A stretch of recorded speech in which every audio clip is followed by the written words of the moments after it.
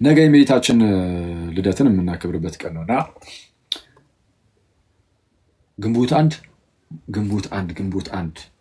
ግንቦት አንድ ማንን ነው የማውቀው? ሌላ የሆነ የማውቀው ሰው አለ። ስወጣ አስበዋለሁ። ይህ እናንተ ጉዳይ አይደለም ሲጣራ። እሺ።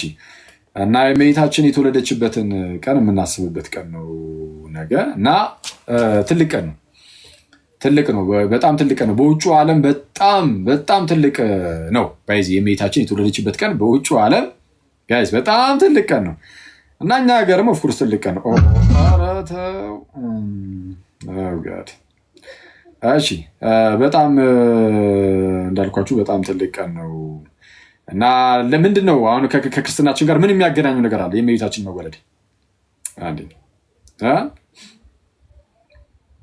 ምን የሚያገናኘው ነገር አለ የሚለውን ትንሽ ነገር እኔ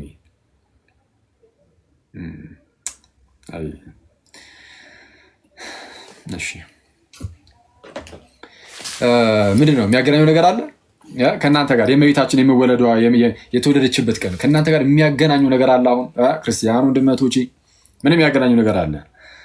የሚያገናኙ ነገር አለ። በጣም እንደዚህ በጣም አሁን ቅድም መዝሙር ላይም እንደሰማችሁት በስመ አብ እመቤታችን ትውልድ በአንቺ መወለድማ በቃ ደስታ ሆነ ፍስሐ ሆነ ተባለ። ፍስሐ ሆነ አይደል? በእንተ ልደታ ለማርያም ያረበ ጌታ። ኧረ ድምፅ ምንድን ነው ጋይዝ? እና የምር ነገ ሲንግል ልለቅባችሁ ነው። አንድ ዘማሪ ግጥም አቀብሉኛል። ግጥሙም ለነገሩ እኛ ጋር ቀረ። ባለፈው ገጥሜ አይታችሁኛል አይደል? ቴሌግራም ቻናላችን ላይ ይኬድበታል። በቃ ይገጠማል፣ ይዘመራል። የሚያስቆመን የለም። ሰብሰብ አደርጋችኋለሁ። የሚገርም ዝማሬ፣ የሚገርም የማንቂያ ደብል መጣሁልሽ። ቦሌ እንገናኝ መዳን ትቀልና እሺ። የሆን ፍስሐ ከሆነ ያለን ቅድም ስንዘምር ነበር እና ለምንድነው ደስታ ሆነ የተባለው? በእመቤታችን ልደት ደስታ ሆነ ለምን ተባለ? ከታችም ወንድሞቻችሁ እህቶቻችሁ የሆን ፍስሐ ከሆነ በእንተ ልደታ ለማርያም የሚለውን ኮፒ ፔስት በማድረግ የሀገር ቁጥር እያስያዙት ነው እና ምነው ደስ የሚያሰኘው ነገር የእመቤታችን የመወለዷ ነገር ምን ያስደስታል? በጣም አጭር ነገር ልበላችሁ። እውነቱን ለመናገር እሱን ርዕስ አድርጌ አይደለም የገባሁት። እግዚአብሔር በሚያውቀው አጋጣሚ መዝሙሩን እየሰማሁ እያለ ለምን ትንሽ አልሄድበት ተማርኩኝ። እሺ በኮፍያ ላይ ኮፍያ ተላለ ኮፍያ አደረኩኝ ዛሬ። በጣም ይቅርታ አድርጉልኝ ጋይስ። ፀጉሬ ትንሽ አደግ አለ ምናምን እና የተወሰነ ሜስዳፕ ነገር ሆነና ኦኬ። ሲጀመር የት ኖሮ ነው እንደዛ የሚሆነው ልትሉ ትችላላችሁ። አይ ነው ልትሉ ትችላላችሁ፣ ግን ሆኗል ጋይስ ሆኗል። የምር ትንሽ ያደጋለች እና ጭራሽ አሳጣኝ። ስለዛ ዛሬ ዝም ብዬ እንደዚሁ በሲ ኬፕ ገባን እና ለሱ ይቅርታ ጠይቀናል ማለት ነው። ለሱ ይቅርታ ጠይቀናል። ይህን ያዝ እናድርገውና የተወሰኑ ነገሮች ላይ የተወሰነች ነገር ብቻ ብዬ ለመውጣት ነው የገባሁት። እግረ መንገዴን ከገባሁ አይቀር ግን የእመቤታችንን ነገር እሱን ላንሳላችሁ። በቃ እሱን ከልደቷ ጋር ተያይዙ እና እላችኋለሁ። አንድ ኮሜንት ላጥፋባችሁ። የእመቤታችን ልደት ለምሮ የሚያስደስተን በአጭሩ አያችሁ፣ አስቀድሞ ነቢያት እንዲህ ብሎ ተናገሩ።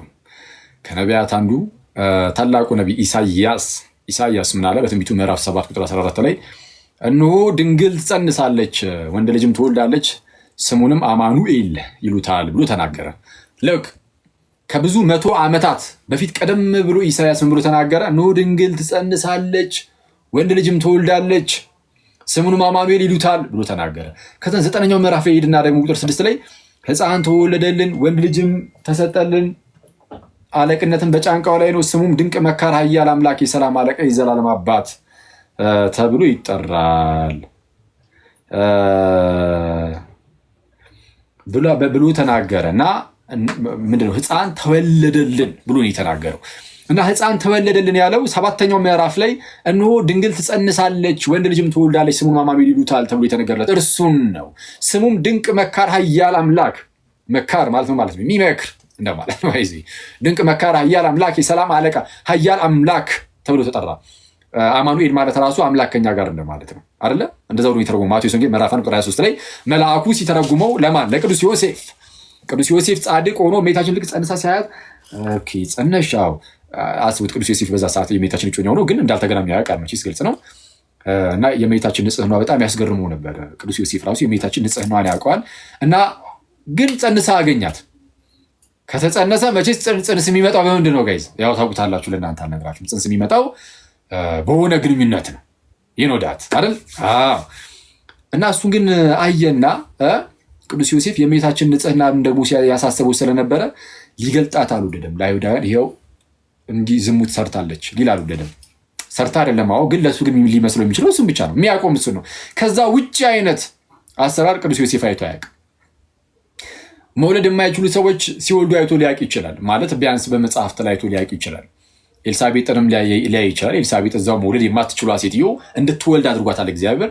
በመጽሐፍ ቅዱስ ላይ የነሳራን ታሪክ ሊያውቅ ይችላል። ዮሴፍ ግን ያለምንም ወንድ ዘር ጭራሹን ዝም ብሎ ድንግል በድንግል እንዲሁ ጸንስ ስታደርግ እንደዚህ ነገር አያውቅም። ስለዚ ጸንሳ ሲያት ከሆነ ወንድ መስሎት ነበር እና በዛው ደግሞ ምንድነው በተመሳሳይ ሰዓት ደግሞ ምን ትዝ ይለዋል? የእርሷ ንጽህናዋ። ስለዛ ንጽህናዋን እያሰበ ደግሞ እንዴት ነው አሳልፌ የምሰጣት? ጻድቅ ሆኖ ዮሴፍ ግን ጻድቅ ሆኖ ሊገልጣት ስላልወደደ በስውር ሊተዋት አሰበ አለ ማቴዎስ ወንጌል ምዕራፍ 1 ላይ አይደለ? እና ያኔ መልአኩ መጣ ነገረው። ኧረ አስቀድሞ በነቢይ የተነገረው ነው አለ። ኧረ ይሄው ድንግል ትጸንሳለች ወንድ ልጅም ትወልዳለች የተባለው የነቢይ ቃል ይፈጸም ዘንድ የሆነ እሺ አማኑኤል ማለትም የስሙ ትርጓሜ አለና መልአኩ ተረጎሙ። ምን ብሎ? እግዚአብሔር ከእኛ ጋር ማለት ነው። አምላክ ከእኛ ጋር፣ አምላክ ከእኛ ጋር አምላክ ከእኛ ጋር የሆነ ልጅን ትወልዳለች ድንግሊቱ ተባለ። አሁን ይሄ መጨረሻው ተስፋ ነው። የነቢያት ሁሉ ተስፋቸው ይሄ ነው። ድንግል ትወልዳለች፣ አለቀ። ነፃ የሚያወጣ አምላክ፣ አለቅነት በጫንቃው የሆነ ስሙ ድንቅ መካር፣ ኃያል አምላክ፣ የሰላም አለቃ፣ የዘላለም አባት የሆነ እነዚህ ሁሉ ምን አይነት ስሞች ናቸው? እርሱነቱን የሚገልጹ የገላጭ ስሞች ናቸው። ኦኬ፣ እርሱነቱን የሚገልጹ የገላጭ ስሞች ናቸው። እና ሰው እንዲህ ያለ ልጅ በሆነ ከሆነች ሴት ይወለዳል እየተባለ ነው። ከድንግሊቱ ልክ ቅዱስ ጳውሎስ በኋላ ላይ ይመጣና ምን ይላል? ገላትያ ምዕራፍ 4 ላይ እግዚአብሔር በዘመን ፍጻሜ በዘመን ፍጻሜ አሁን ነቢያቱ ሲያዩ ነበር። አርቀው ማለት ከሩቅ አይተው ነው ሊሳለሙት የሚችሉት። እና የዛ ዘመን ፍጻሜ ደረሰ። በዘመን ፍጻሜ ከሴት የተወለደ ልጁን ላክ ይላል አይደል? እግዚአብሔር ከሴት የተወለደ ከግንበታቸው የተወለደ ልጁን ላክ ይላል። በዘመን ፍጻሜ ከማን? ከሴት የተወለደውን። አሁን የዘመኑ ፍጻሜ ማለት በዛ አነጋገር የጌታችን የክርስቶስ ኢየሱስ መምጣቱ ነው። የእርሱ መምጣት ከድንግሊቱ ነው። እና ምንድነው ነቢያቱ የሆነ ነፃ የሚያወጣን ጌታ እኮ ይመጣልናል፣ እርሱ ደግሞ የሚመጣው ከሆነች ድንግል ነው ብለው ነው እያሰቡ ያሉት። አስባችሁታል ጋይስ? እየጠበቁ ያሉት የሆነ ነፃ አውጪ መሲህ ክርስቶስ ይመጣልናል፣ ጌታ ይመጣልናል ብለው ነው ባይዜ የሚያስቡት። ነቢየ እግዚአብሔር ዳዊትም ይላል ጌታ ጌታዬን ጠላቶችን በእግርህ መረገጫ ጠላቶችን ለእግርህ መረገጫ እስካደርግ ድረስ በቀኝ ተቀመጥ አለው ይላል። ሰው ጌታ ጌታዬን ነው የሚለው። ጌታ ጌታዬን እና ኢየሱስን ማለት ጌታ እግዚአብሔር አብ ማለት ነው። ጌታዬን እግዚአብሔር ወልድን ነው። ያው ጌታ ጌታዬን መሲሁን ማለት ነው። ጠላቶችን የእግርህ መረገጫ እስካደርግልህ ድረስ በቀኝ ተቀመጣለሁ ይላል። በቀኝ የተቀመጠው ወልድ ጌታ ኢየሱስ አይደለም? በእግዚአብሔር አብ ቀኝ፣ በአብ ቀኝ የተቀመጠው ኢየሱስ ነው። እና አብን ጌታ አለና ኢየሱስን ደግሞ ጌታዬን በቀኝ ተቀመጠ አለው አለ። አስቀድሞ ዳዊት ከ900 ዓመት ምናምን በፊት እኮ ከዛን ይህንን ነገር ያዝ ያደርግና ጌታችን ኢየሱስ አንድ ወቅት ላይ ፈሪሳውያንን ጠየቃቸው። ምን አትሉኝም? ምን ጠየቃቸው? እስቲ ስለ መሲህ ምን ትላላችሁ? የማን ልጅ ነው አላቸው። እና ፈሪሳውያንን መለስ አድርገው የዳዊት ልጅ ነው አሉት። መሲሁ ሲመጣ የዳዊት ልጅ እንደሆነ ይታወቃል። በቃ አለቀ። እግዚአብሔር ለዳዊት ማለ ከወገብህ ፍሬ በዙፋን ላይ አኖራለሁ ብሎ ሰው አይጸጸትም ተባለ። ሰው በዳዊት በኩል የሚመጣ ንጉሥ ነፃ የሚያወጣ መሲህ እንዳለ ይታወቃል። ስለዛ የዳዊት ልጅ ነው አሉት። ጌታ ኢየሱስ ቀበል አድርግና የዳዊት ልጅ ነው አሉ። እንግዲያውስ የዳዊት ልጅ ከሆነ ዳዊት ታዲያ እንዴት በመንፈስ ጌታ ጌታዬን ጠላቶችን የእግር መረገጫ እስካደርግ ድረስ በቀኝ ተቀመጥ እንዴት አለው? እንደዛ ሲል እንዴት ጌታዬ ብሎ ጠራው አለ። መሲሁ የዳዊት ልጅ ነው። ተመልከቱ ጋይስ፣ መሲሁ የዳዊት ልጅ ነው። አዎ ኦኬ። መሲሁ ለዳዊት ልጁ ከሆነ ታዲያ ይሄ ዳዊት ራሱ መልሶ መሲሁን እንዴት ጌታ ያለው? የራሱን ልጅ ከራሱ ዘር የሚመጣውን ጌታዬ ብሎ ይጠራዋል በመንፈስ ገና ሳይመጣ ከ900 ዓመት በፊት እንዴት ጌታ ያለው ብሎ ጠየቃቸው። ከየት መልስ ይምጣ? እንዴት ጌታ ያለው ግን ታውቃላችሁ እናንተስ? እንዴት ጌታ ሊለው ቻለ? ከ900 ዓመት በፊት ገና ከ900 ዓመት በኋላ ከልጅ ልጅ ልጅ የሚመጣውን ያን በኋላ የሚመጣውን ጌታዬ አረ ዳዊት ያያችሁ ነው ጋይስ፣ እንዴት አለው ኢየሱስን። አሁን የዚህ ንግግር ላይ ዳዊት አስደንቆናል። የዛ የሚመጣው መሲህ ማንነት ደግሞ ስንመለከት ክርስቶስ ያስደንቀናል። አረ ኢየሱስ ያስብለናል። ያኔ ደግሞ አይደለ እንዴት ጌታ ያለ እስቲ እንዴት ጌታ ያለው እንዴት ጌታ ሌሎች አለው ኢየሱስ በሌላ ስፍራ ደግሞ ምን አለ? በዚህ ወራይ ለምሳሌ ምዕራፍ 22 ቁጥር 16 ላይ እኔ የዳዊት ስርና ዘር ነኝ። እኔ ተመልሼ መጥቻለሁ መሰለኝ። እስቲ አንዴ ኮመንት ላብራላችሁ። በጣም እኔ እንደዚህ አይነት ወሬ ከጀመርን በኋላ ሲቋረጥ በጣም ነው የማልወደው ክርስቶስን። ቆይ አንዴ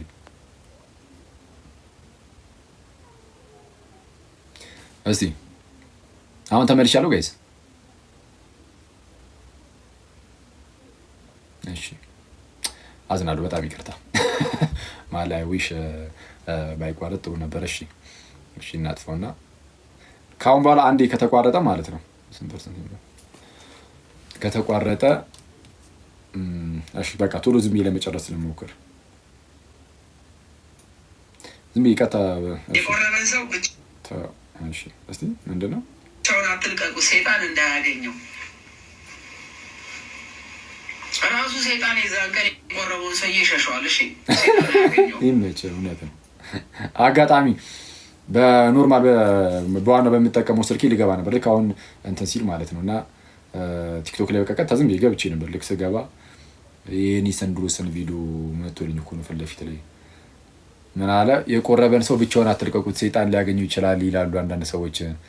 ሲጀመር ሰይጣን ራሱ የቆረበ ሰው ይፈረጠጥ የለ እንዲህ አለ።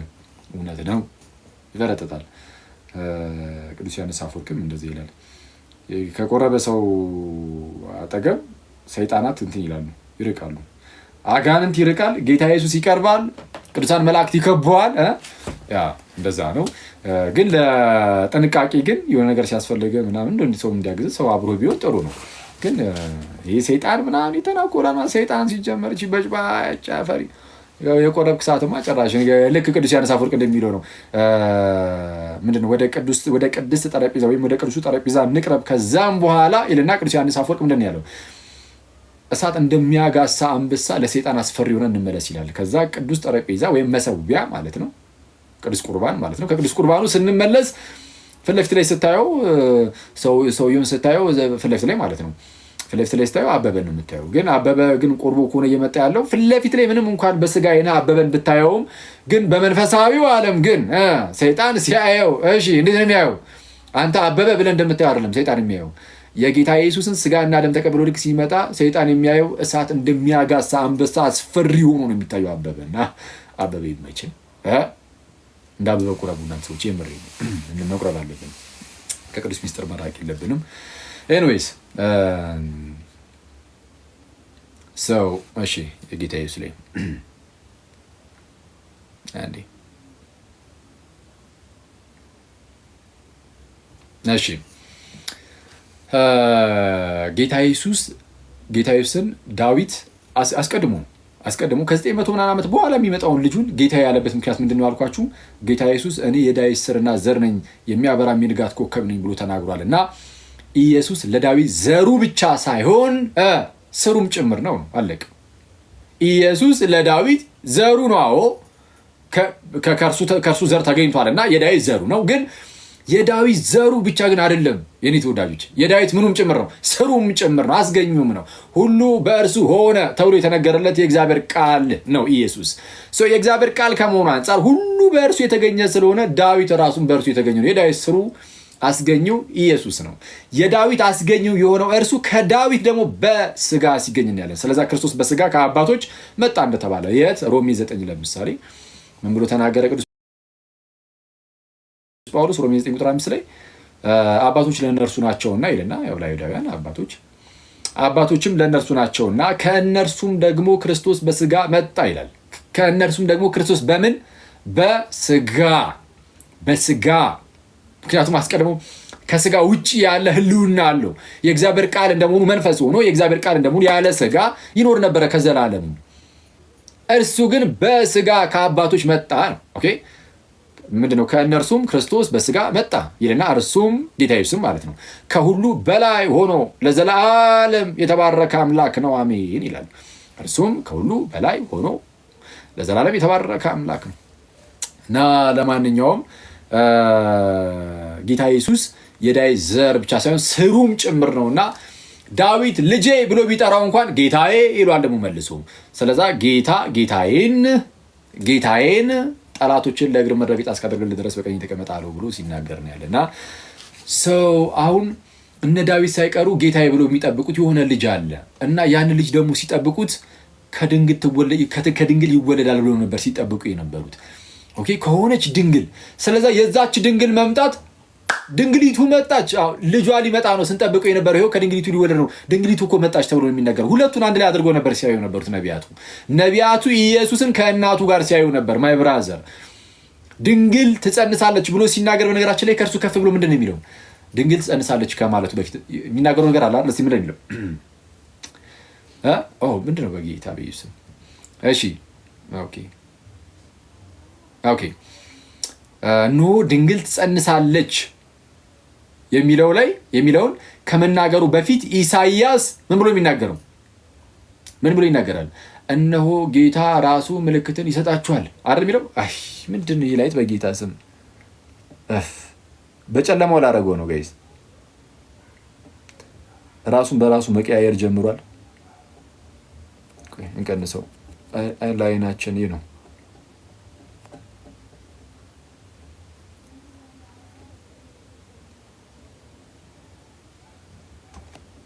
እንደ ሙዱ ነው የሚሆነው በጌታ በኢየሱስ። እሺ ኦኬ ሰው ሲያዩ ልጁም እርሱም ኢየሱስን ማለት ነው ከእናቱ ጋር ነው የሚያዩት። ከእናቱ ጋር ያዩና እንዳልኳችሁ ኢሳያስም እንደተናገረው ምዕራፍ 7 ከላይ ከፍ ብሎ እነሆ ጌታ ራሱ ምልክትን ይሰጣችኋል ይላል። መጀመሪያ ምን አንዴ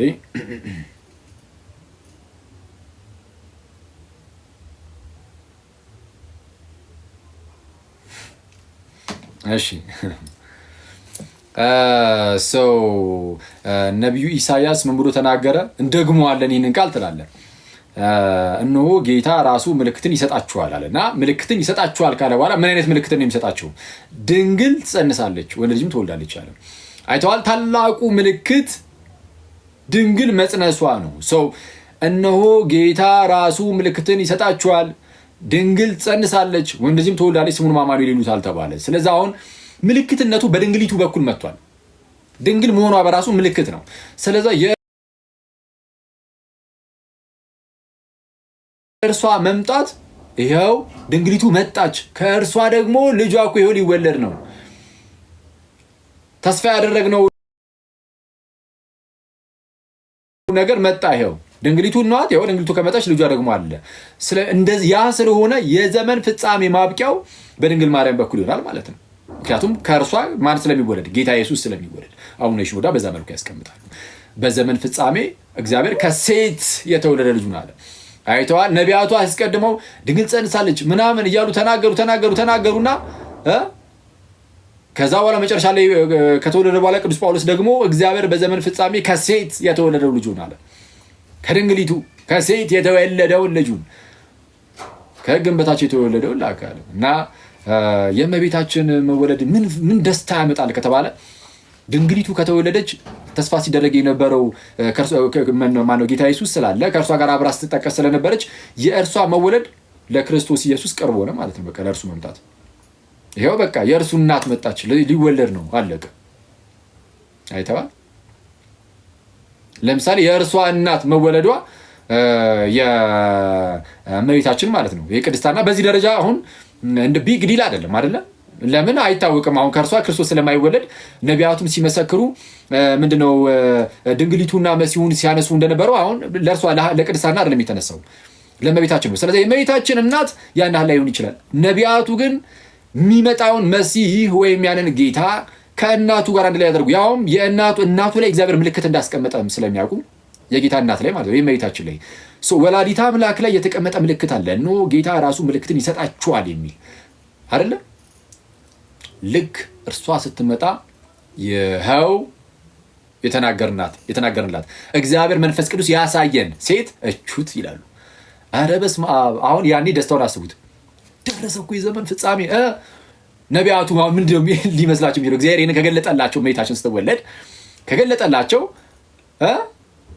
ምን ያህል ይሆን በእግዚአብሔር የሚያመሰግኑት? ምን ያህል ይሆን ለእግዚአብሔር የሚዘምሩት? ድንግሊቱ ተወለደች። እነሆ ከእርሷ ያ ሕፃን ልጅ ሊወለድ ነው። የእርሷ መወለድ እንግዲህ ካላስደሰተ ማይ ብራዘር ያልታወቀብህ ሰይጣን ነው።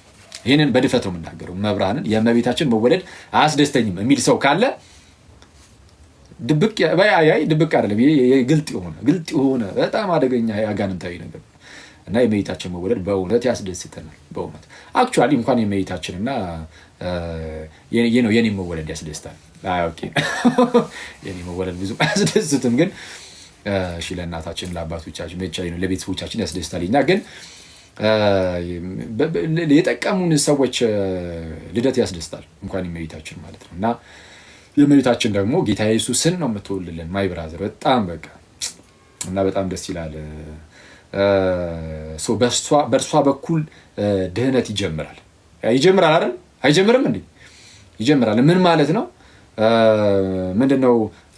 እግዚአብሔር እመቤታችንን በአንድም በሌላ መንገድ ይፈውሳታል ዘንድ በእርሷ በኩል ደግሞ ሕይወት ሆኖ ከእርሷ ስጋ ነስቶ ይመጣል። ስለዛ ድህነት በእርሷ ይጀምራል ማለት እርሷ ጋር ምንድነው? እመቤታችን ልክ እንደ የስራ ቦታ ትሆንና የስራ ቦታ እንደ ወርክሾፕ አይነት ነገር ትሆንና እዛ ውስጥ መለኮት ከስጋ ጋር ይዋሃዳል። መለኮት ከስጋ ጋር የተዋሃደው የት ነው ጋይስ? ከተወለደ በኋላ ነው ወይስ እመቤታችን ውስጥ የተዋሃደው? እመቤታችን ማህፀን ውስጥ የተፈጠረ ነው ነገር። በእመቤታችን ማህፀን ውስጥ ስጋ ነስቶ እዛው ነው የሚዋሃደው ዘንድ ይወለዳል። ስለዛ ታላቅ የሆነች የስራ ቦታ ናት አይደለ? የድህነትን ነገር በእርሷ ውስጥ መስራት ይጀምርና ኢንካርኔሽን ራሱ ይህ ተዋህዶ ራሱ የድህነት የመጀመሪያው ስቴፕ ነው አይደለ? መጥቶ መዋሃዱ የእኛን ስጋ መንሳቱ ከሙሉ ሊያተርፈን ነው እና እኛን ተወዳጀን፣ አማኑኤል ተባለ፣ እግዚአብሔር ከኛ ጋር ተባለ። መጥቶ ሲዋሃድ ድህነት በዛ ውስጥ ይጀመራል። ከዛ በኋላ እያለ ይመጣል። ልክ በሔዋን በኩል ሞት ተጸንሶ እንደመጣ ሞት በሔዋን በኩል ልክ እንደመጣ ማን ነው ቅዱስ ዮሐንስ እንዴት መሰላችሁ የሚያነጻጽረው? ያቺ የመጀመሪያዊቱ ሔዋን ይላል የመልአክን ድምፅ ሰማች። ግን ያ መልአክ ግን የወደቀ መልአክ፣ ስለዚህ የሰይጣንን ድምፅ ነው የሰማችው።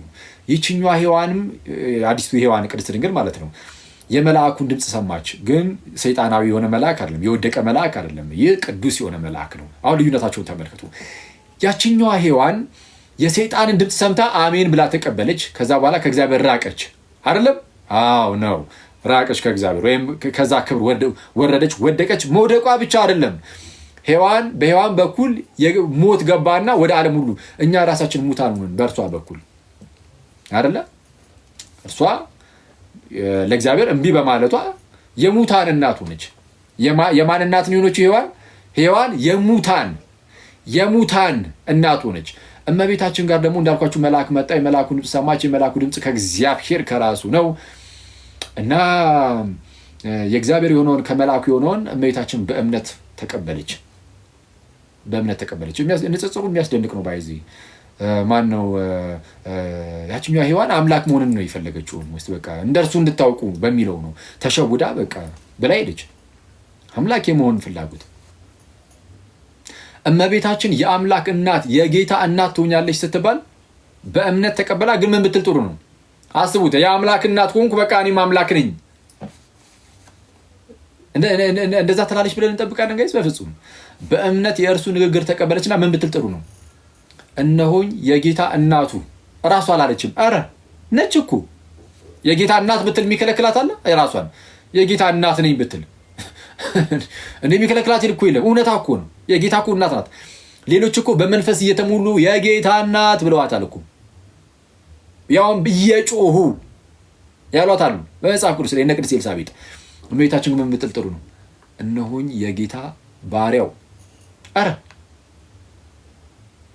በስመ አብ እመቤቴን በስመ አብ ወላዲተ አምላክ በጣም በቃ ትህትና ዝም ብላችሁ ሳሉት በጌታ ስም እርጋታዋ ጌታ ኢየሱስን ከመውለዷ በፊት ራሱ ያላት ሁኔታ በጣም የሚደንቅ ስትወልድ ያላት ክብር ጌታ ይወጣ ተለይቷል።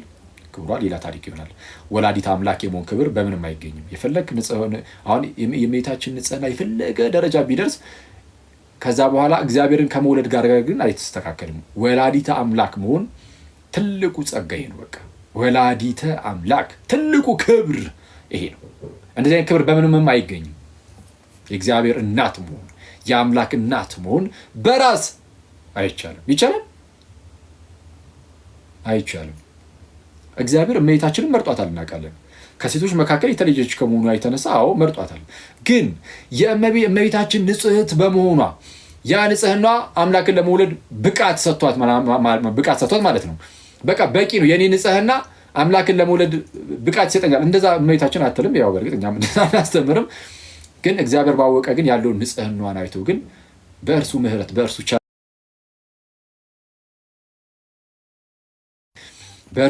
በእርሱ ቸርነት የብቸኛ ልጁ የኢየሱስ ክርስቶስ እናቱ እንድትሆን ቅድስት ድንግልን መረጣት በምህረት በቸርነት።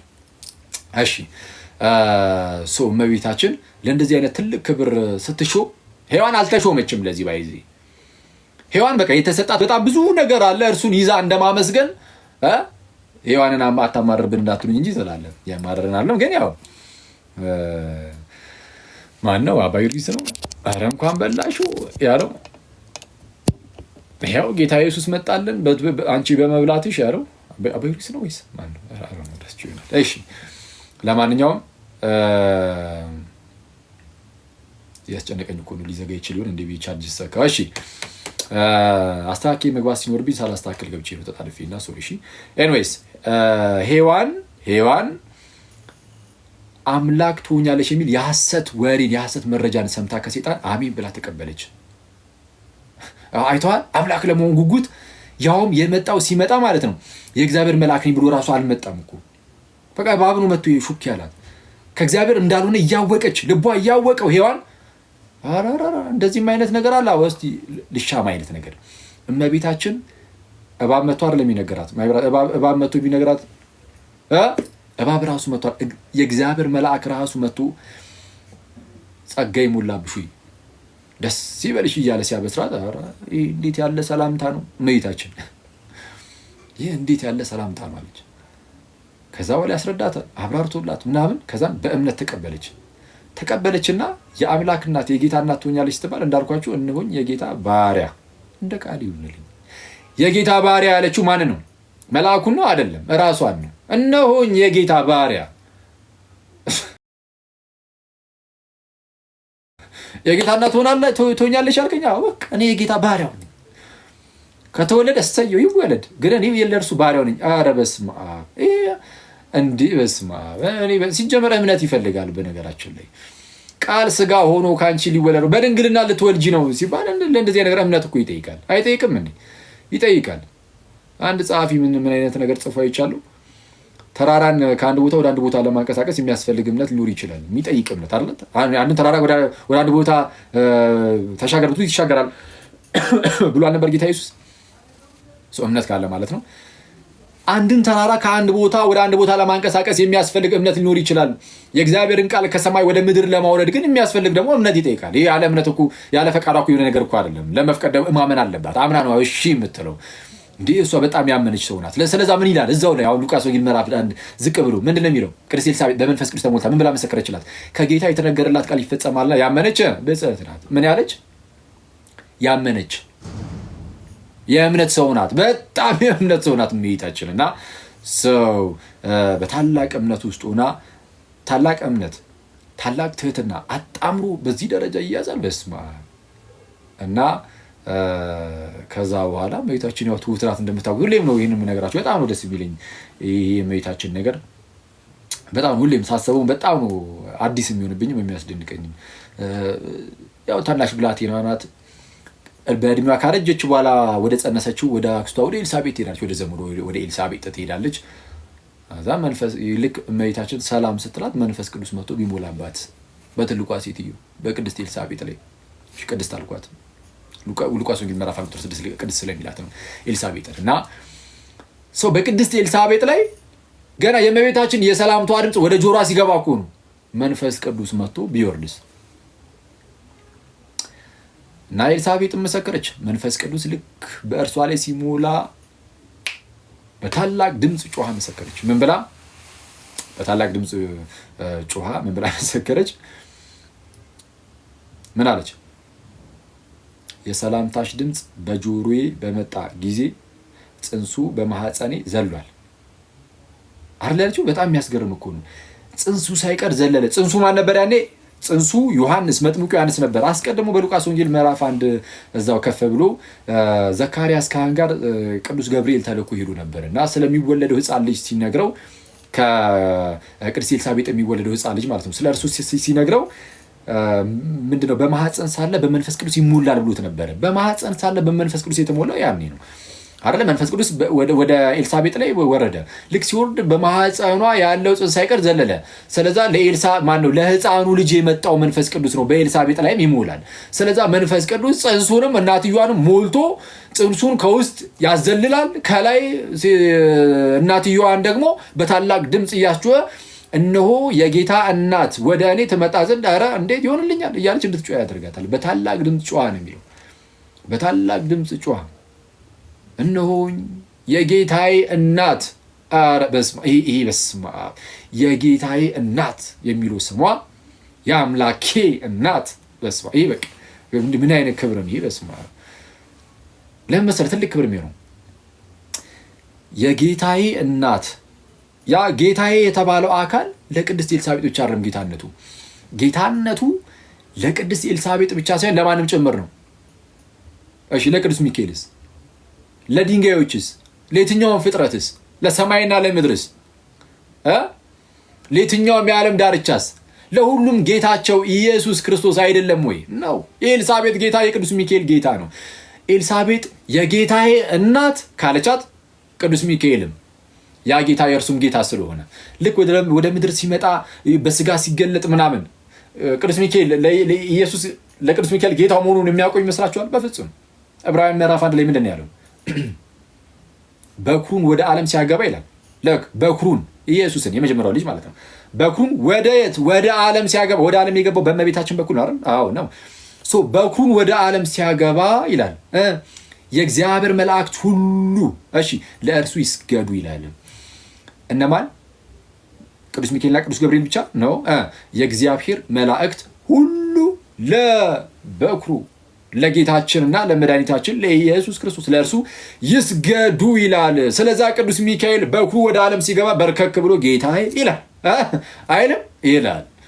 ቅዱስ ሚካኤል ቅዱስ ገብርኤል በጌታ ኢየሱስ ፊት በኩሩ ወደ ዓለም ሲገባ በርከክ ብሎ ጌታዬ ይላል። እመቤታችንንስ ቅድስት ኤልሳቤጥ ምንድን ያለቻት? የጌታዬ እናት አይደል? ማይ ብራዘር ቅዱስ ሚካኤል ወላዲተ አምላክን የጌታዬ እናት ነው የሚላት። የአምላኬ እናት። ኧረ በስመ አብ። እኔ ይሄ የእመቤታችን ነገር በጣም በጣም ክርስቶስን በጣም የሚያስደንቅ ነው። በጣም የሚያስደንቅ ነው። እና ኤንዌይስ እንድች ያለች ይህቺ እመቤት የእርሷ ደግሞ ልደቷ ነው፣ ነገ ልደቷ ነው። እና ይህንን ነገር ማሰብ በጣም ድንቅ ነው። የእመቤታችን ልደት ለእኛ በጣም ደስታችን ነው። በጣም የነቢያት ሁሉ ተስፋቸውም ጭምር ነበረች።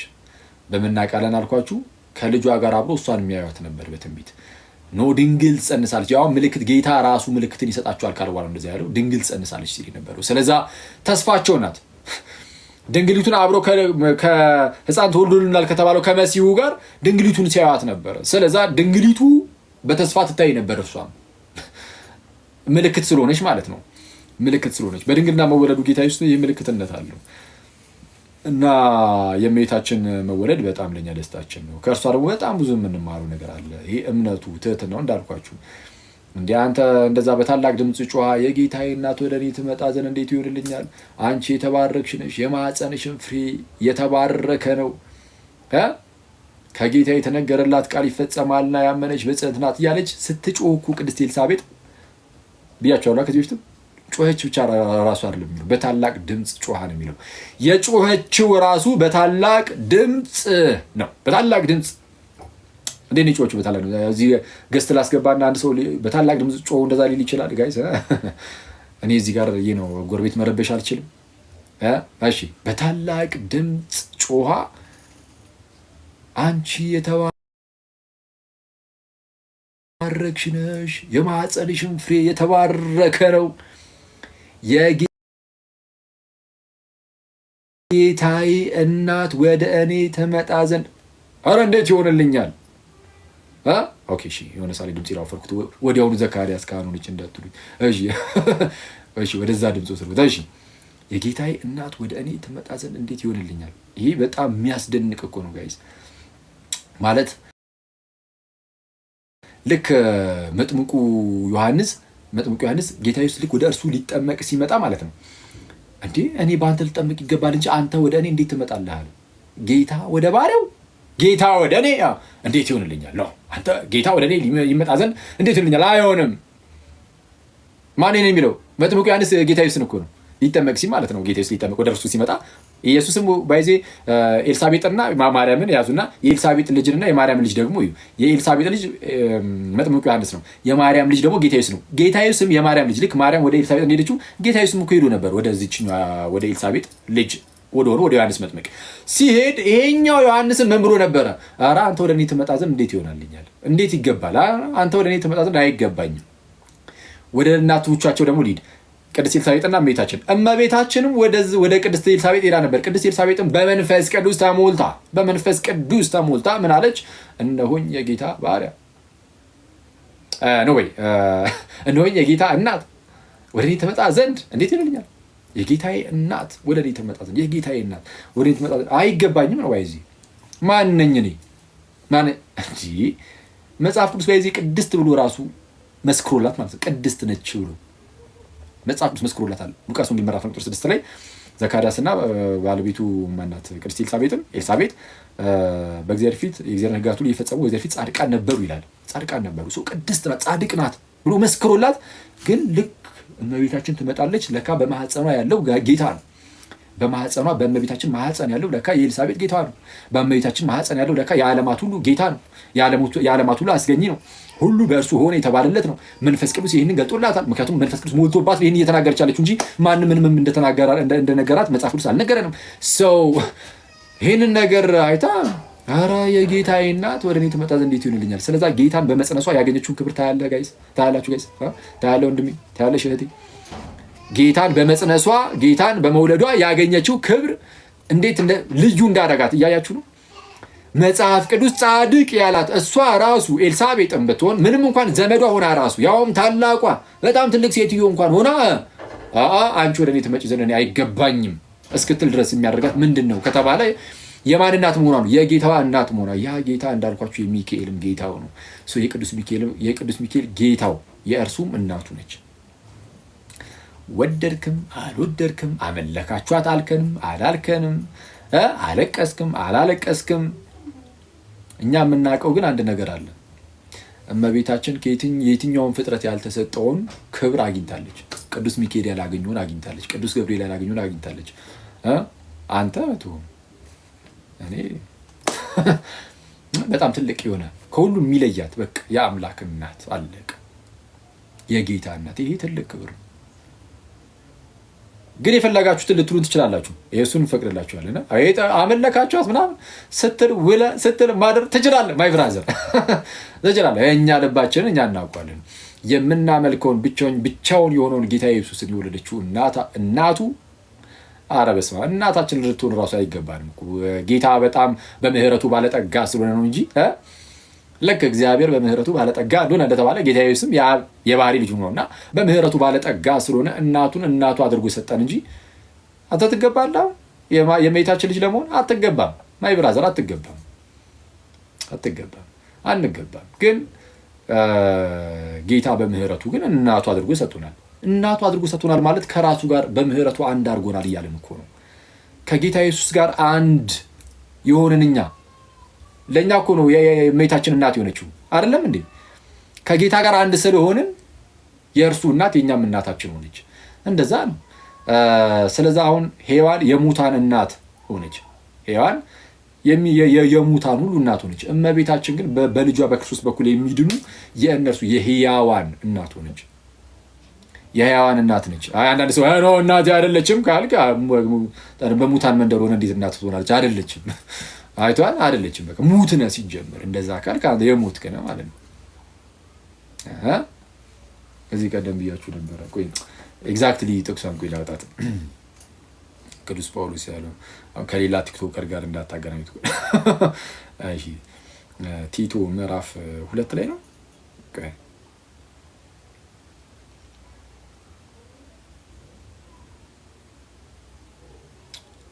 እሺ አንዴ ልንገራችሁና ቃሏን እንውረሳት። ከዛ ነው አይሻልም? እቺ አሪፍ ቃል ስለሆነች።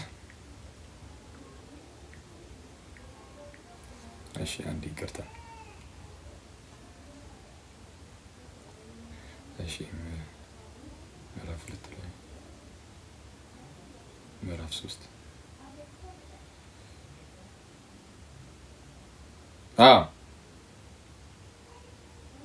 እንዲህ ይላል። ቲቶ ምዕራፍ 3 ቁጥር 8 ላይ ተመልከቱ። እንዲህ ይላል። በጣም ደስ የሚል ቃል ስለሆነ እሺ ምን እየሆነ ነው ደግሞ? ኦኬ እሺ እንትናት በጌታ ስም ምንድን ነው? ምን ጀመረ ቲክቶክ? እሺ እንዲህ ይላል። ቲቶ ምዕራፍ 3 ከቁጥር 4 ጀምሮ ከቁጥር 1 ጀምሮ እናንበው። በጣም ከትልቅ ይቅርታ ጋር ለገዢዎችና ለባለስልጣኖች የሚገዙና የሚታዘዙ፣ ለበጎ ስራ ሁሉ የተዘጋጁ፣ ማንንም የማይሳደቡ፣ የማይከራከሩ፣ ገሮችም፣ ለሰው ሁሉ የዋህነትን ሁሉ የሚያሳዩ እንዲሆኑ አሳስባቸው ምናምን ይልና ከላይ ጀምሮ የተለያዩ አካላትን እንዴት መምከር እንዳለበት ይነግረውና እንዲህ ይላል። ቁጥር 3 ላይ እኛ ደግሞ አስቀድመን የማናስተውል ነበርንና እኛ ራሳችን ደግሞ አስቀድመን ሜኒንግ ወደ ክርስትና ከመምጣታችን ከጌታ ጋር አንድ ከመሆናችን በፊት የማናስተውል ነበርንና የማንታዘዝ፣ የምንስት፣ ለምኞትና ለልዩ ልዩ ተድላ እንደ ባሪያዎች የምንገዛ፣ በክፋትና በምቀኝነት የምንኖር፣ የምንጣላ፣ እርስ በእርሳችን የምንጠላላ ነበርን። እሺ ነገር ግን ጋይስ የኃጢአት ባሪያዎች እኮ ነበርን። ከእንደዚህ አይነት የኃጢአት ባርነት ነፃ መውጣት እንኳን እኮ አልቻልንም ነበረ ነው። እሺ ነገር ግን ጋይስ ነገር ግን የመድኃኒታችን የእግዚአብሔር ቸርነትና ሰውን መውደዱ በተገለጠ ጊዜ የመድኃኒታችን የእግዚአብሔር ቸርነት የእግዚአብሔር ቸርነት እና ሰውን መውደዱ በተገለጠ ጊዜ እንደ ምሕረቱ መጠን ለአዲስ ልደት በሚሆነው መታጠብና በመንፈስ ቅዱስ መታደስ አዳነን እንጂ እኛ ስላደረግነው በጽድቅ ስለነበረው ስራ አይደለም። ሲጀምር ጽድቅ የት ተገኝቶብን? እኛ እኮ ምንም ባዶ ነን ነው። ስለዚህ ነገር ግን የእግዚአብሔር ቸርነቱና ሰውን መውደዱ በተገለጠ ጊዜ እንደ ምሕረቱ መጠን አይተዋል። እንደ ስራችን መጠን ነው አይደለም። እግዚአብሔር ልጁ ኢየሱስን ልኮ ሲያድን ልጁ ኢየሱስን ሲልክ እንደ ስራችን መጠን ነው አይደለም። እንደ ምሕረቱ መጠን ለአዲስ ልደት በሚሆነው መታጠብ ጥምቀት አይደለም። ለአዲስ ልደት የሚሆነው መታጠብ ምንድን ነው? ያ መታጠብ የስጋን እድፍ ማስወገድ ነው አይደለም። አንደኛ ጴጥሮስ ምዕራፍ 3 ቁጥር 21 ላይ ይህም ጥምቀት ደግሞ ምሳሌ ሆኖ አሁን ያድነናል ይልና ይህም የስጋን እድፍ ማስወገድ አይደለም ይላል። እንትን ስለሚል ማለት ነው። ወይም ሄደ በኢመርሽን ሆነ ማለት ነው። ወይም ደግሞ በሐዋርያት ሥራ ምዕራፍ 22 ቁጥር 16 ላይ ተነስ ስሙን እየጠራ ተጠመቅ ከኃጢአትህ ምን ታጠብ። ለአዲስ ልደት በሚሆን መታጠብ ማለት እንዲህ ነው። ተነስ ስሙን እየጠራ ተጠመቅ ከኃጢአትህም ታጠብ አለው ሐናንያ። ለማን ነው እንደዚህ የተባለው? ተነስ ስሙን እየጠራ ተጠመቅ ከኃጢአትህም ታጠብ። ስሙን እየጠራ ተጠመቅ። ጥምቀት ለኃጢአት ስርየት ነው አይደለም። ኃጢአት የሚታጠብበት ነው አይደለም ነው። ያው ግልጽ ነው። ተነስ ስሙን እየጠራ ተጠመቅ ከኃጢአትህም ታጠብ። ማን የተባለው? እስቲ ልክፈትላችሁ። ማን ነው? እስቲ ስለምን ብቻዬን ታስወሩኛላችሁ? ስለምን እናንተስ አትሳተፉም? ማን ነው እንደዚህ የተባለው? ስሙን እየጠራ ተጠመቅ ከኃጢአትም ታጠብ። ስለዛ በጥምቀት ውስጥ ከኃጢአቱ ታጥቦ የመጣው እንዲህ የሚል ትእዛዝ የተቀበለው ማን ነው?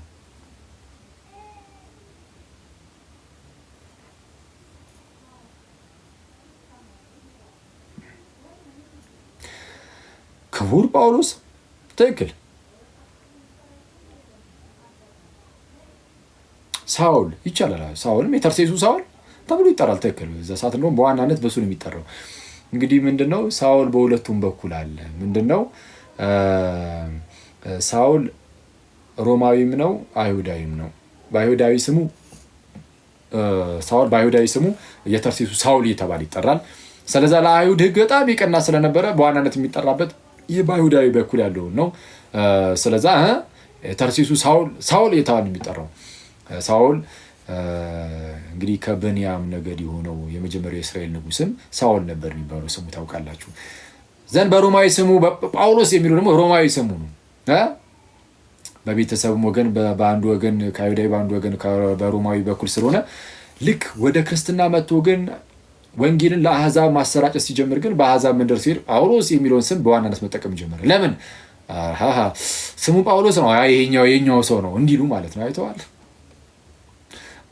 እንዲህ በብልህነት ባይዜ ወንጌል ይሰበካል ማለት ነው። እየዋሸ ምናምን ሳይሆን ስሙ ያም ስለነበረ እንደዛ አደረገ።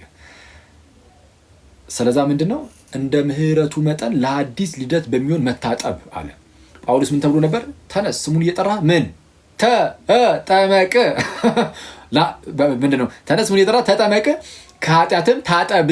መታጠብ ሉትሮን፣ መታጠብ እጥበት፣ ለአዲስ ልደት የሚሆን መታጠብ ተብሎ ይጠራል። በአዲስ ኪዳን በኤርሳን ታሪክ ውስጥም ጥምቀት ሲጠራ መታጠብ እጥበት ተብሎ ይጠራል። ሉትሮን የሚለው ቃል ለባፕቲዝም ለዚህ ለጥምቀት ይጠራል። እንዲህ ይሄ ቃሉ የጥምቀት ቃል ነው። ይሄንን ምንድነው እየጠቀሱ አባቶቻችን ኢቭን የፕሮቴስታንቲዝም አባት ማነው ስሙ ዶክተር ማርቲን ሉተር ራሱ ይሄንን ጥቅስ ጠቅሶ ለጥምቀት እንደሆነ ይናገራል። ይሄ ጥምቀት ነው።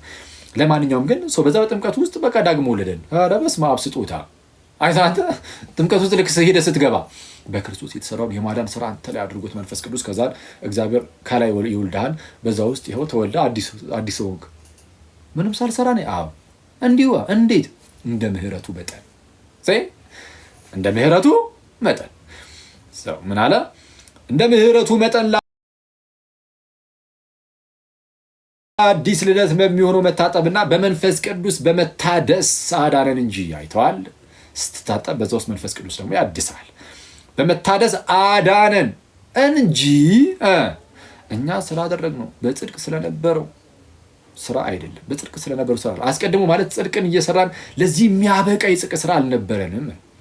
አሁን በአዲስ ኪዳን ግን ከታደስን በኋላ እንደ አሮጌ ሰው ኧረ እኔ ምንም ስራ አልችልም አይቻልም። እንደዛ እንደዛ አይቻልም። አሁን እንደ አሮጌ እንዳልታደሰ ሰው ጸጋን እንዳልተቀበለ ሰው ኧረ እኔ አልችልም በቃ ስራማ ዝም ብዬ እንደዛ ነው አይደለም። ጸጋ ተሰጥቶ ታድሰሃል። የእግዚአብሔርን ጸጋ ተቀብላል። ክርስቲያን ወንድሞቼ ተቀብለናል። በተቀበልነው የእግዚአብሔር ጸጋ ደግሞ እንትን ማለት አለብን። ምንድነው? መልካሙን እያደረግን ደግሞ መኖር አለብን። ያው ግን ሁሉ ምንድነው? ጽድቅን ሁሉ እየፈጸመን መኖር አለብን። በምን? በተቀበልነው በእግዚአብሔር ጸጋ። እንዴ ሰው የእግዚአብሔርን ጸጋ ተቀብሎ አሁንም አልችልም ካለ የእግዚአብሔርን ጸጋ ነው የሚያክፋፋው። ስለዛ ከኃጢአት ነፃ መውጣት የሚባል ነገር አለ። ስለዛ አንድ ቀደም ኃጢአት ከዛ ነፃ አውጥቻለሁ። አዎ ግን አሁንም ያው ነኝ እኮ እኔ ምንም አቅም ስለሌለኝ ዝም ብዬ እዛው ነው በቃ መኖር ያለብኝ የሚባል ነገር የለም። እንደ አሁን ክርስቶስ ከመምጣቱ በፊት እንዳለው አይነት ሁኔታ ላይ አይደለንም ያለን። የእግዚአብሔርን ጸጋ የተቀበሉ ሰዎች ልክ እዚሁ ቲቶ ቀደም ብሎ ሁለተኛው ምዕራፍ ላይ እንደተናገረው ምዕራፍ ላይ ቁጥር 10 ላይ ሰዎችን ሁሉ የሚያድን የእግዚአብሔር ጸጋ ተገልጧልና ይልና ተመልከቱ። የተገለጠው ጸጋ ሰዎችን ሁሉ የሚያድን ነው። ግን ያ ጸጋ ይላል ምን ይላል? ኃጢአተኝነትንና ዓለማዊ ምኞትን ክደን የተባረከውን ተስፋችን እርሱም የታላቁ አምላካችንና የመድኃኒታችንን የኢየሱስ ክርስቶስን ክብር መገለጥ እየጠበቅን እንዴት ልኖር እንደሚገባ ያስተምረናል ይላል። ስለዛ ይህ ጸጋ ተቀብለ ደግሞ ካልክ ጸጋው እንደማክፋፋት ነው። እና ይህ ለእኛ ነው፣ ለክርስቲያን ወንድሞች ነው።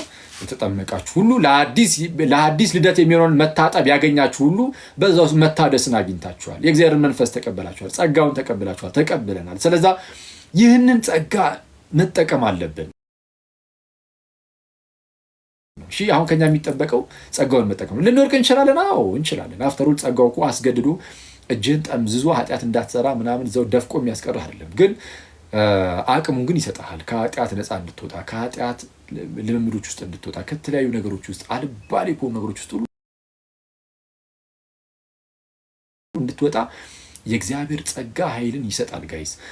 ለዚህ ደግሞ የእግዚአብሔርን ጸጋ ቶሎ ቶሎ የምናገኝባቸውን ቅዱስ ሚስጥራት መካፈል፣ ከቅዱስ ሚስጥር መካፈል፣ ከቅዱስ ቁርባን ሁሌ ንስሐ እየገቡ ወደ እግዚአብሔር መመለስ፣ ወደ እግዚአብሔር ተመልሰን ከቅዱስ ሚስጥር በተካፈልን ጊዜ ጌታ ኢየሱስ ምን አለ? ስጋዬን የበላ ደሜን የጠጣ እኔ በእርሱ እኖራለሁ እርሱም በእኔ ይኖራል አለ። ስለዛ ልክ ስጋና ደሙን ስንቀበል ጌታ ኢየሱስ በእኛ መኖር ይጀምራል። እኛም ደግሞ በእርሱ ስንሆን ፍሬን እናፈራለን። ጌታ ኢየሱስ በእኛ ሲሆን ደግሞ ከክርስቶስ የተነሳ ሕግን ሁሉ መፈጸም እንችላለን። ክርስቶስ የሕግ ፍጻሜ ነውና የሚያምኑ ሁሉ ይጸድቁ ዘንድ ክርስቶስ የሕግ ፍጻሜ ነው እንደተባለ በሮሜ 10 ላይ ክርስቶስ እንደዛ ከሆነ ኃጢአትን ርቆ የኖረ ከሆነ በእኛ ክርስቶስ ካለ በእኛ ካለው ከክርስቶስ የተነሳ ያንን ማድረግ እንችላለን። እኛ በእርሱ ካለን ቅርንጫፍ በግንዱ ሲሆን ከግንዱ የተነሳ ፍሬን ያፈራልና እኛም ከክርስቶስ የተነሳ ፍሬን ማፍራት እንችላለን። ስለዛ በቃ እንደው በብሉይ ኪዳን እንዳሉ ሰዎች ምናምን ብለህ ይሄ ጽድቃችን እንደ መርገም ጨርቅ ሆነ ምናምን ይላል ብለህ የብሉይ ኪዳን ጥቅስ እየጠቀስክ ለራስህ አፕላይ የምታደርግ ከሆነ አደገኛ ነው። እነርሱ ሕግ ብቻ ነበራቸው። ሕግ በሙሴ ተሰጥቶ ነበረ። ለእኛስ ጸጋና እውነት ግን በጌታ በኢየሱስ ክርስቶስ ሆነ። ሕግ ሞግዚት ነው። አሁን ጸጋ ተገልጧል ማለት ነው። በእምነት በኩል ይሆናል። እሺ ሰው ምን አለ? አሁን ይህን ሁሉ ነገር እንግዲህ ነገር ያመጣዋል ጋይስ። አክቹዋሊ ወደዚህ የመጣ ነው አስረግጬ ነው የምነግርህ የሚለውን ቃል ለመጠቀም ፈለግኩና አስረግጬ የሚለው ቃል እንውረሰው ቃሉ ሌላ ቲክቶከሮች ስለሚጠቀሙት እንዴት እንደምንወር ሰው ላሳያችሁ ታክቲክ። እሺ እሱን ላሳያችሁ መጣሁና ግን የእግዚአብሔር ቃል በጣም ጸዴ ነውና ከዛ አንጻር እናንብበው በሚለው ነው። ስለዛ ቁጥር 6 ላይ እንደዚህ ያለ ያን መንፈስም በጸጋው ጸድቀን በዘላለም ሕይወት ተስፋ ወራሾች እንድንሆን በመድኃኒታችን በኢየሱስ ክርስቶስ በእኛ ላይ አትርፎ አፈሰሰው ይልና ቁጥር 8 ስሙ። ቃሉ የታመነ ነው። ቃሉ የታመነ ነው፣ እግዚአብሔርንም የሚያምኑት በመልካም ስራ በጥንቃቄ እንዲጸኑ። አይተዋል። አሁን መልካም ስራ አሁን በፊት የጽድቅ ስራ የለንም እኛ ሁላችንም እንዲህ ነበርን፣ ኃጢአተኞች ነበርን ምናምን ብሎ መጣና ግን እንደዚህ አድርጎ አዳንን ካለ በኋላ ከዳንን በኋላ ግን ምን ይጠበቃል? እግዚአብሔርንም የሚያምኑት በመልካም ስራ በጥንቃቄ እንዲጸኑ። በመልካም ስራ ካልጸና ውሃ ነው የሚበላ ማይ ብራዘር። በመልካም ስራ በጥንቃቄ እንዲጸኑ እነዚህን አስረግጠ እንድትናገር ይላል። ስለዛች የጳውሎስ ቃል ናትና እንጠቀማት። መጠቀም እንችላለን። አስረግጠ ብትሏል እንጠቀማት። በመድኃኒታችን በኢየሱስ ነው። እነዚህን አስረግጠህ እንድትናገር እፈቅዳለሁ። ይህ መልካምና ለሰዎችም የሚጠቅም ነው። ነገር ግን ሞኝነት ካለው ምርመራ እና ከትውልዶች ታሪክ ከክርክርም ስለ ሕግም ከሚሆን ጠብ ራቅ። የማይጠቅሙ ከንቶች ናቸውና መለያየትን የሚያነሳ ሰው ማለት ምንፍቅናን የሚያነሳ ሰው ማለት ነው። ከዚህ በፊት እንዳልኳችሁ ግሪኩም ሃይረቲኩን አንትሮፖን ነው የሚለው ምንፍቅናን የሚያነሳ ሰው ማለት ነው። መለያየትን የሚያነሳ ሰው፣ ምንፍቅናን የሚያነሳ ሰው ጠማማ እንዲሆን ጠማማ እንዲሆን በራሱም ላይ ፈርዶ ኃጢአትን እንዲያደርግ አውቀ አንድ ጊዜ ሁለት ጊዜም ከገሰጽከው በኋላ እንዲህ ከሚመስል ሰው ራቅ። ምንፍቅናን የሚያስተምር ሰው አለ። ከእንደዚህ አይነት ሰው በቃ አንዴ ሁለቴ ተገስጸዋል ነው እምቢ ካለ ከእንደዚህ አይነት ሰው መራቅ ነው። አይደለም እኛ ቲቶ ራሱ እንደዛ ነው የተባለው። አዝዋል ቲቶ ከጳውሎስ እግር ስር ቁጭ ብሎ የሚማር ከእርሱ ጋር አብሮ ወደዚህ ወደዛ የሚል ሰው በቃ ምንፍቅናን ከሚያስተምር ሰው ራቅ ነው የተባለው። እኛማ እንዴት አብዝተን አንርቅ እና እንደዛ ነው። ሰው አስረግጠ ትነግር ዘንድ እፈቅዳለሁ ይላል። አስረግጠን የምንናገረው እመቤታችንን ባናመልካትም በእውነት እንዳልኳችሁ ነው። ያመለካችኋትን በሉ who cares እናንተ አላችሁ አላላችሁ ምን ታመጣለህ? እኛ እናምልካት እንጂ አንድ ወጠጤ ወይም አንድ ጎረምሳ ተነስቶ ለምሳሌ ታመልካለህ ብሎ ድርቅ ቢል እኔ ጋር አክሊል ራሱን ያውቃል። እመቤታችንን ያመልካል። እመቤታችንን ባመልካት መጀመሪያ ልብሷን የምትቀድስ እሷ ናት። ልክ እንደ ሐዋርያቱ እንዳደረጉት ማለት ነው። ስለዛ እመቤታችንን የምጠቅም ነኝ ነው በፍጹም። እንደዛ ካደረኩኝ የእመቤታችን ጠላት ነኝ። የእግዚአብሔር ጠላት ነኝ፣ የጌታ ጠላት ነኝ። እንደማናመልካት ይታወቃል። ግን ተነስተህ ታመልካለህ እያልክ 30,000 ጊዜ ስትከስ ብትኖር እኛ የልባችንን እንይዝና እንደማናመልካት እርግጠኞች ነን። እና ይህ ሲጀምር መልስ እንኳን አያስፈልገውም። ለማንኛውም 1000 ጊዜ እንደዛ ብትል ለእመቤታችን ያለው ክብር ግን ሊቀንስ አይችልም። አለቅ ከእርሷ ጋር በክብር የሚገዳደር አብረህ ልታቆም የምትችለው ካለ ከፍጥረት አንድ አሳየን፣ ከመላእክትም አሳየን፣ ከሰዎችም አሳየን። ማሳየት ይችላል ከእመቤታችን ጋር አለ ካለ አሳየን። በክብር ከእርሷ ጋር እስቲ ይቀራረባል የምትለውን እስቲ አሳየን። እኔ ኮሜንት ሳበራ እንደውም እስቲ እናያቸዋለን ፕሮቴስታንት ወንድሞቼ። በእርግጥ እኔ ጋር የሚመጡት ችግሩ ፕሮቴስታንት ወንድሞች ይህ ሲሳደቡ የሚውሉ በሐሰት ሲከሱ የሚውሉ ምናምን እንደነሱ አይነት አይደሉም። እነሱም ይመጣሉ በእርግጥ ግን እነሱ ድምጻቸውን አያሰሙም። እኔ ጋር የሚመጡት በጣም ልባ የሚሆኑ ፕሮቴስታንቶች ናቸው፣ ብዙ ጊዜ እስካየሁት ማለት ነው። የእግዚአብሔርን ቃል የሚሰጥ ከሆነ በቃ ገብተው ተማምረው ምናምን እንደሱ ብላቸው ተሳስበው ይሄዳሉ። አለቀ። ጥሩ ነው።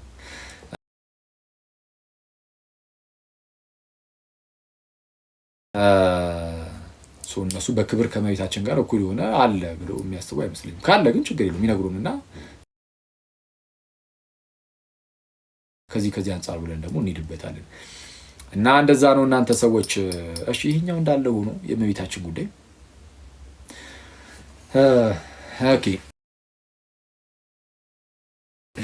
ኦኬ ይሄ እንዳለ ሆኖ ሰሞኑን የተነሱ አንዳንድ ጭቅጭቆች አሉ። በአንድም በሌላ ምክንያት ከላይቭ ላይ እየጠፋ ጋይስ እንትን እኮ አለን። አሁን ኢየሱስ የዓለም ቤዛ የሚሉን ራሱ ልንሄድበት ይገባ ነበር እኮ። በጣም ተርበስብሶ ቀረ አይደል? ለሰው ዘር ሁሉ ኢየሱስ ክርስቶስ ቤዛ ነው አይደለም የሚለው ተርበስብሶ ቀረ። እመቤታችን ቤዛ ስትባል እንዴት እንደሆነ አሳይተናል። ያው ቤዛ የሚለው ቃል ቀላል ነው፣ ከመጽሐፍ ቅዱስም ከምንም አሳይተናል። አለቀ። ምንም ለየትኛውም አካል ሊሰጥ የሚችለው ለጌታ ኢየሱስ ብቻ ይሰጣል የሚለው የፕሮቴስታንቶች ውሸት ነው። ቆይ አንዴ፣ ፕሮቴስታንቶች እንደዛ ሲሉ ለኢየሱስ ብቻ ነው የሚሰጠው ሲሉ ሞቶ ከማዳኑ አንጻር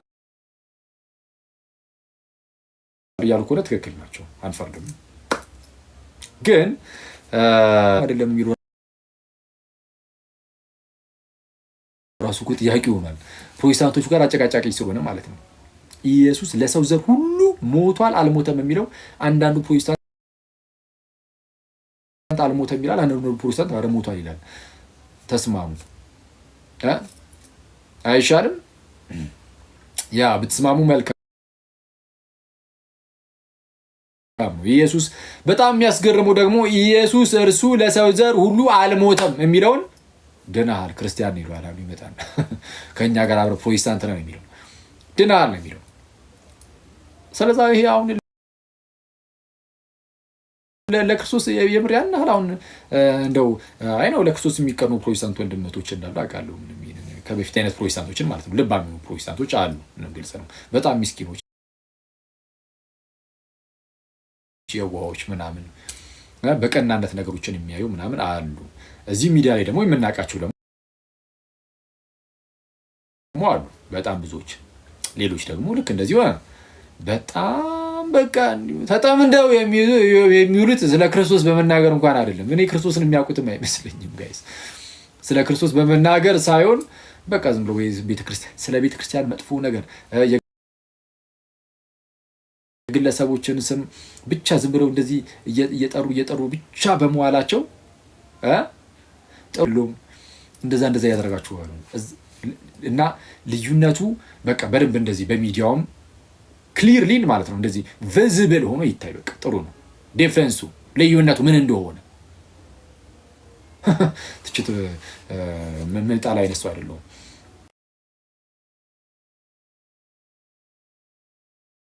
ትችት እኔ ራሴም ላቀርብ እችላለሁ በአንድም በሌላ ምክንያት ማለት ነው። ግን ትችቱ ግን ጤናማ አይደለም። የብዙዎቹ እዚህ ላይ ያሉት አይቻለሁ። በቃ ለከ ጤናማ ከጥላቻ የሚነሳ ትችት በጣም አደገኛ ነው።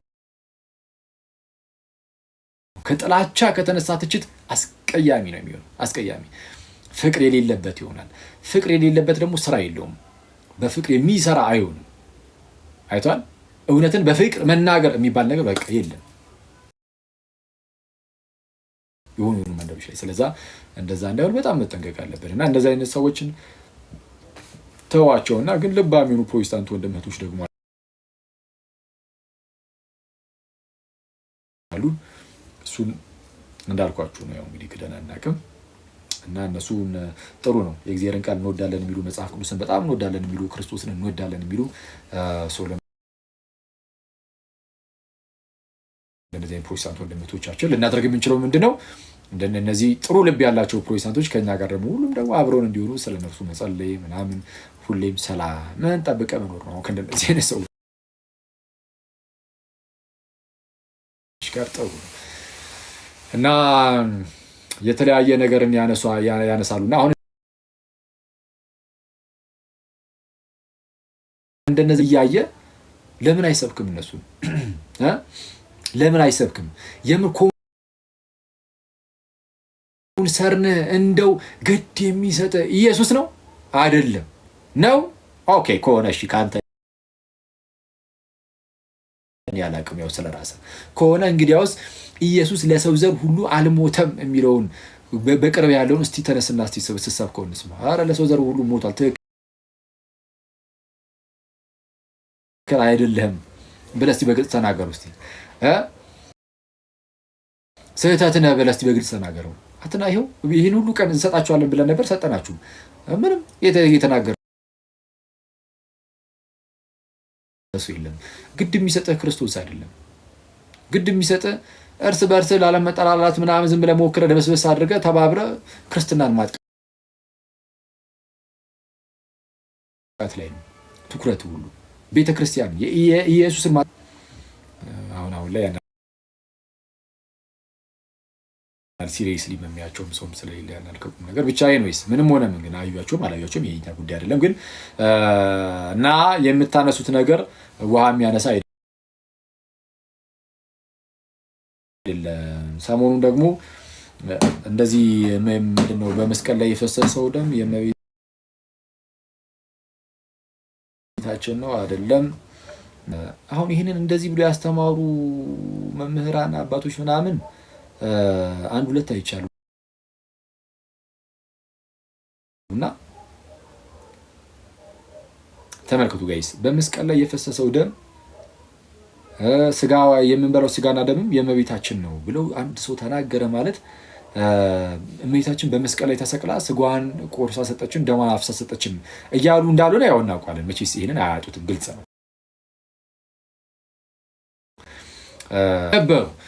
እነሱም ቤተክርስቲያናችን አወገዘቻቸው። 4ኛው ክፍለ ዘመን ላይ ቤተክርስቲያናችን አወገዘቻቸው። ግን ምንድነው እመቤታችን እናመልካለን ሊሉ ይችላሉ። ግን እመቤታችን ተሰቅላ ስጋዋን ቆርሳ ደሙን አፍሳ ሰጠችን፣ ቅዱስ ቁርባኑ የእርሷ ስጋና ደም ነው ሲሉ ከዛ አንጻር ምናምን እንደዚያ ብሎ ያስተማረ የለም። ስለዚህ አሁን እንደዚህ አይነት አባቶችም አሁን ይህን ሲናገሩ እንደዛ እያሉ እንዳልሆነ እናውቀዋለን፣ እንረዳዋለን። ማለት እመቤታችን በመስቀል ላይ ተሰቅላ ስጋዋን ቆርሳ ደሙን አፍሳ ሰጠችን እያሉ እንዳልሆነ እናውቀዋለን። ምንም ይሄ ግልጽ ነው። ግን ንግግራቸው ግን አይደለ ልክ ዕብራውያን ምዕራፍ 9 ላይም በገዛ ደሙ ገባ እንጂ እንዳለ ማለት ነው። በማን በገዛ ደሙ? ያ ደሙ የራሱ የገዛ ደሙ ነው። አለቀ። ከመቤታችን ስጋ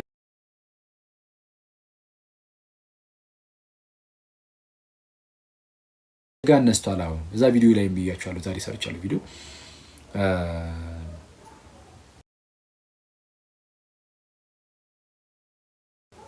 እሺ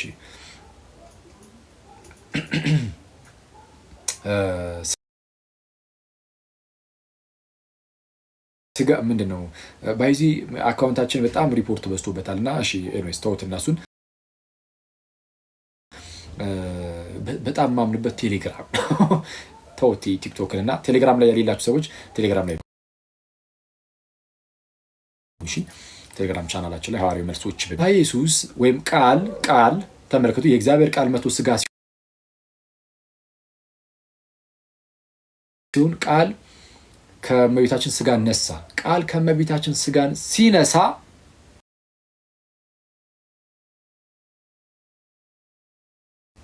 ቃል ከመቤታችን ስጋን ሲነሳ ያ ስጋ በቃ ኦልሬዲ የቃል ሆነ፣ አለቀ። የቃል ሆነ ማለት በነገራችን ላይ ያ ስጋ ሩቅ ካረገው በኋላ የማርያም ነው አይባልም። በቃ የቃል ነው ያ ስጋ፣ የቃል ገንዘቡ ሆኗል።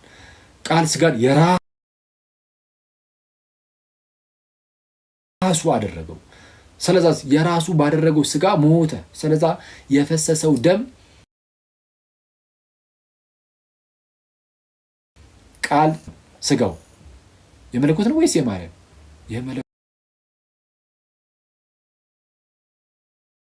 ነው። የማርያም ማለት የሩቅ ብእሲ ማለት ነው። ማርያም ሩቅ ብእሲ ነች። መለኮት አልተዋሃዳትም።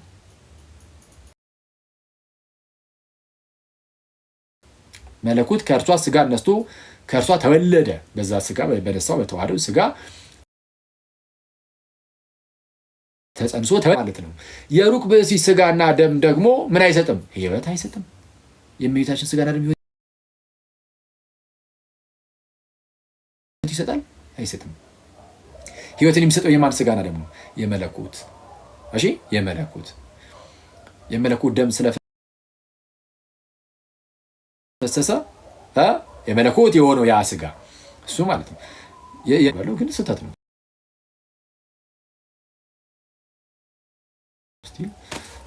ስህተት እንደሆነ እንደዚህ በግልጽ ነው እናገራለን። በጣም ደስ የሚለውና አንድ ነገር ልንገራችሁ እዚህ ውስጥ ግን የቤተ ክርስቲያን አስተምህሮ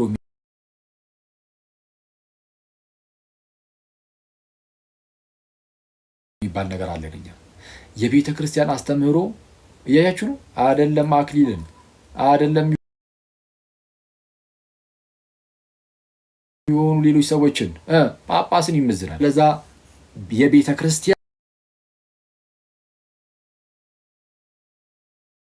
አስተምህሮ አለ። በቤተ ክርስቲያን አስተምህሮ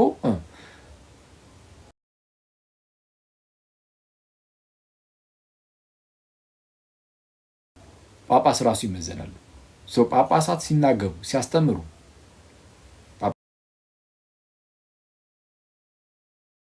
ጳጳሳትን ታውቃላችሁ፣ ተደፋፍረን እንደዚህ ምናምን በድፍረት ምናምን እንደዛ የምንናገር አይደለንም አይደለ? አንናገርም። በጣም በፍርሃት ነው። እንኳን እሱ ሲጠይቁን ምን መልሰው እንዴት ነው የሚለው በእናንተ ስላለው ተስፋ ለሚጠይቋችሁ ሁሉ አለ ቅዱስ ጴጥሮስ። በእናንተ ስላለው ተስፋ ለሚጠይቋችሁ ሁሉ መልስ ለመስጠት ዘወትር የተዘጋጃችሁ ሁኑ ይልና፣ ነገር ግን በምን ይሁን?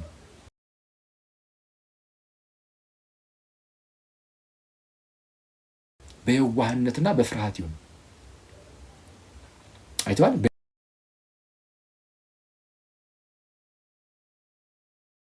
በየዋህነት ፕላስ በፍርሃት ከቤተ ክርስቲያን ውጭ ይላል ስላለው ተስፋ። በእኛ ተስፋ አለ አይደል? የሚያስገርም ታላቅ የሆነ ተስፋ፣ በክርስቶስ በኩል የሆነ ተስፋ። እንዲህ ያለ ነገር መጥቶ ማንም የሚጠይቀን ሲጠይቀን መሆን ያለብን እንዴት ነው? ከእንደዚህ ቤተ ምድረት ራሱ ይሁን። ይሄ ኢንቴንሽናቸውን ግን አይታችሁ ነው መጽሐፋችን እንደነገረን በየዋህነትና በፍርሃት። ኧረ አባቶቻችን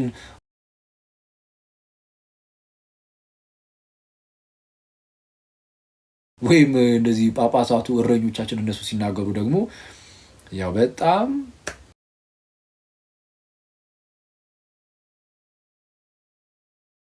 በእንትን ያው እንናገርና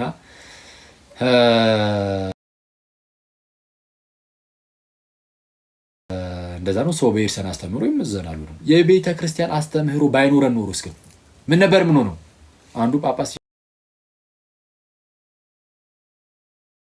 ይነሳና አይ ይሄ እንዲህ ነው ሲሉ የራሳቸውን አስተምሮ ይዘው ላት ነው ብለህ ታስባለህ ለወገኔ አይደለም። እንደዛ ማለት አይደለም። እግዚአብሔር አንድ ጊዜ ለቤተ ክርስቲያን ፈጽሞ የሰጣት ሃይማኖት ወይ ማስተምሮ ማለት ነው።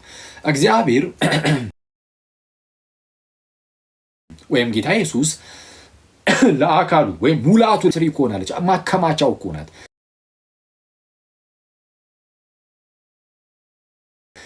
በዚህ ማከማቻ ስለሆነች በዛ ክምችት በዛ አስተምሮ አንድ ጊዜ በተሰጣ በኢየሩሳሌም ውስጥ ባለው አስተምሮ ሁሉም ይመዘናል። ስለዛ ማንም የግሉን ጥንቃቄ ደግሞ ይፈልጋል። ወደ ሌላ አደጋ ሊያደርስ ስለሚችል ጥንት ላይ ልክ እንደዚህ አንዳንድ ያገላለጽ ችግሮች በመምጣታቸው ምክንያት እንደዚህ መከፋፈሎች ምናምን ሲታዩ ነበር። ስለዛ አገላለጾችን ማረም ማስተካከል ምናምን ያስፈልጋል።